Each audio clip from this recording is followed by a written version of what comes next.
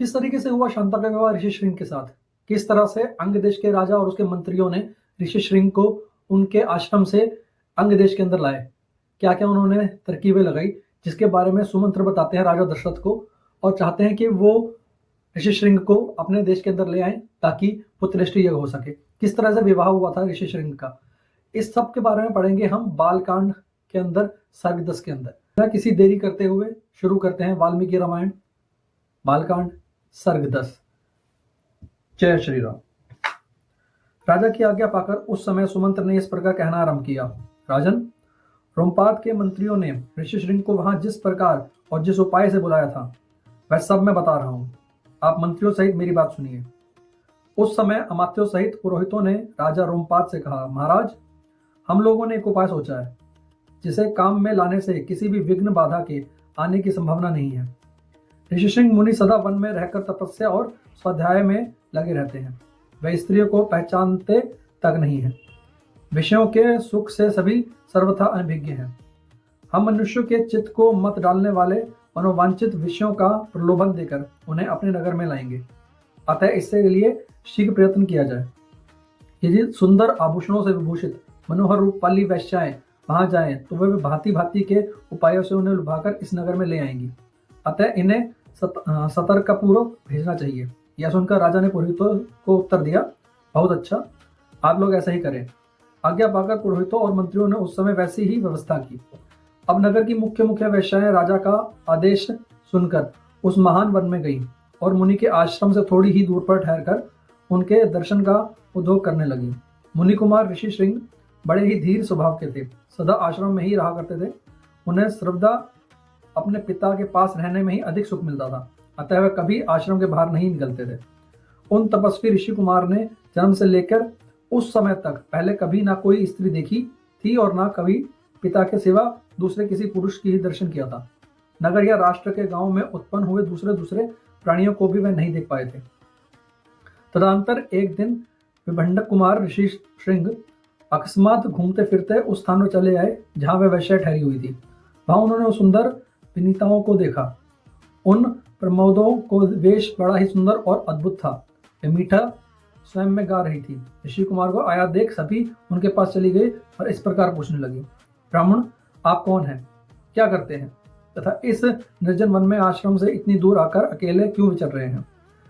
यह हमें बताएं, हम लोग इस बात को जानना चाहती हैं। ऋषि श्रृंग वन में कभी स्त्रियों का रूप नहीं देखा था और वे स्त्रियां तो अत्यंत कामनीय रूप से सुशोभित थी, अतः उन्हें देखकर उनके मन से स्नेह उत्पन्न हो गया। इसलिए उन्होंने उनसे अपने पिता का परिचय देकर विचार किया। वे बोले, मेरे पिता का नाम विभंडक मुनि है, मैं उनका औरस पुत्र हूँ। मेरा ऋषि श्रृंग नाम है और मैं तपस्या आदि कर्म इस भूमंडल में प्रसिद्ध है। यहाँ पास ही मेरा आश्रम है। आप लोग देखने में परम सुंदरी हैं।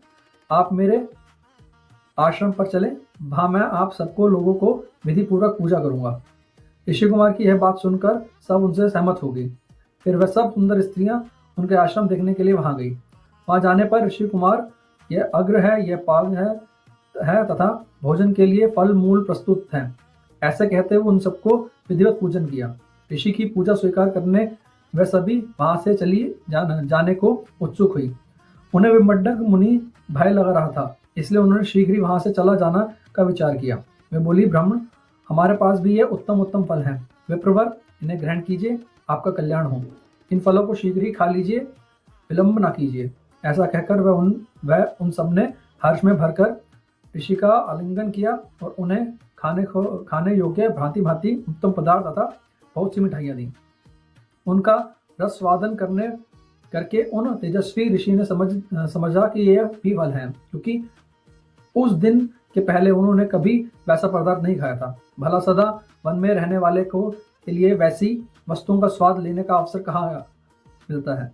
तत्पश्चात उनके पिता विभंडक मुनि के डर से डरी हुई वह स्त्रियां व्रत और अनुष्ठान की बात बताकर ब्राह्मण कुमार से पूछकर उसी बहाने वहां से चली गई। उन सबके चले जाने पर कश्यप कुमार ब्राह्मण ऋषि श्रृंग मन ही मन व्याकुल हो उठे और बड़े दुख से इधर उधर टहलने लगे। तदंतर दूसरे दिन फिर मन से उन्हीं का बारंबार चिंतन करते हुए शक्तिशाली विभंडक कुमार श्रीमान ऋषि श्रृंग उसी स्थान पर गए जहां पहले दिन उन्हें वस्त्र और आभूषणों से सजी हुई उन मनोहर रूप वाली वेश्याओं देखा था। ब्राह्मण ऋषि श्रृंग को आते देख तुरंत ही उन वेश्याओं का हृदय प्रसन्नता से खिल उठे।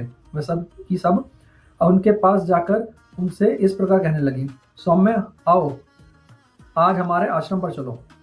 यद्यपि यहाँ नाना प्रकार के फल फूल बहुत मिलते हैं, तथापि वहां भी निश्चय ही इन सबको विशेष रूप से प्रबंध हो सकता है।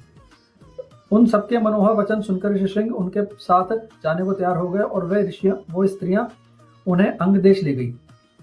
उन महात्मा ब्राह्मण के अंग देश में आते ही इंद्र ने संपूर्ण जगत को प्रसन्न करते हुए सहसा पानी बरसाना आरंभ कर दिया। वर्षा से ही राजा को अनुमान हो गया कि वे तपस्वी ब्राह्मण कुमार आ गए हैं।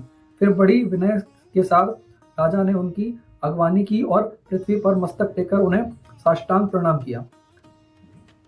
फिर एकाग्रचित होकर उन्होंने ऋषि को अग्र निवेदन किया तथा उन विप्र शिरोमणि से वरदान मांगा, भगवान आप और आपके पिताजी का कृपा प्रसाद मुझे प्राप्त हो। ऐसा उन्होंने इसलिए कहा कि कहीं कपट पूर्वक यहाँ तक लाए जाने का रहस्य जान लेने पर विप्रवर ऋषि श्रृंग अथवा विमंडक मुनि मन में मेरे प्रति क्रोध न हो। तो तत्पश्चात ऋषि श्रृंग को अंतःपुरी में ले जाकर उन्होंने शांता चित्त से अपनी कन्या शांता का उनके साथ विधि पूर्वक विवाह कर दिया। ऐसा करके राजा को बड़ी प्रसन्नता हुई। इस प्रकार महातेजस्वी ऋषि श्रृंग राजा से पूजित हो संपूर्ण मनोवांछित भोग प्राप्त कर अपनी धर्मपत्नी शांता के साथ वहां रहने लगे। तो यहाँ होता है वाल्मीकि रामायण बालकांड सर्ग 10 खत्म कि किस तरीके से राजा रोमपाद ने ऋषि श्रृंग को अपने राष्ट्र की वेश्याएं भेजी और कैसे उनको भ्रमित करके अपने देश में लाया, जिससे उसके देश का सूखा खत्म हो गया और अपनी बेटी शांता से उसका विवाह कर दिया। तो पहली चीज, शांता श्री राम की बहन नहीं निकली, एक खत्म।